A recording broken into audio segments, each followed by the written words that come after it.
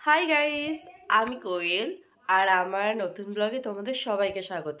আমি তো খুব ভালো আছি, আশা করবো তোমরাও খুব ভালো থাকো।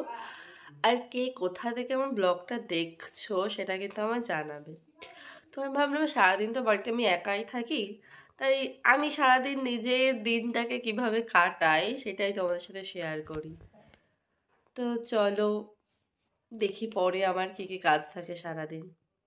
ঘুম থেকে উঠেই তো মা কাজ ধরিয়ে দিল, সারা ঘর বাড়ি ঝাড়তে হবে, গোছাতে হবে।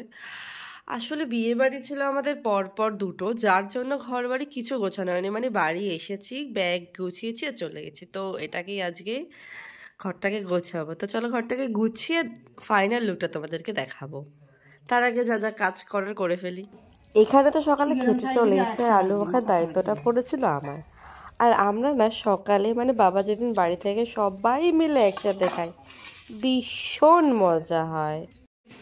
এই যে আমার ভাই এখন ঘর ঝাড়ছে আর মাকড়সাকে মারছে।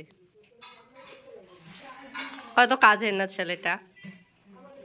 আজকে তো বাবা বাড়িতে, তাই আমরা সবাই একসাথে খেতে পেরেছিলাম। আর মুরগির এই পাটা না আমার খেতে খুব ভালো লাগে, খুব। আর চিকেনও হয়েছিল। এখানে রেডি, আর আমি এখন যাচ্ছি, এটা বাচ্চাকে আমি পড়াই তাদের বাড়িতেই। তো চলো তোমাদেরকে না আজকে আমি আমার স্টুডেন্টের সাথে ইন্ট্রোডাকশন করিয়ে দেবো। চলো যাওয়া যাক। আর এই যে আমার একমাত্র স্টুডেন্ট রূপসা, বাচ্চা না প্রচন্ড দুষ্টু কিন্তু খুব ভালো। আর ওকে পড়াতে গেলেই চলে যায় কারেন্ট। কিন্তু বড় মা উনান বানিয়ে দিয়েছে, ছোট্ট উনান। সামনেই আসছে মিনি কিচেনের ভিডিও, ওই জন্যই উনানটা।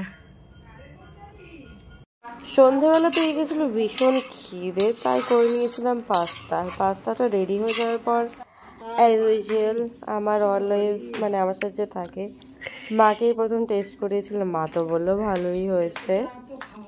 তো এই যে আমার ঘর গোছানো পুরো কমপ্লিট।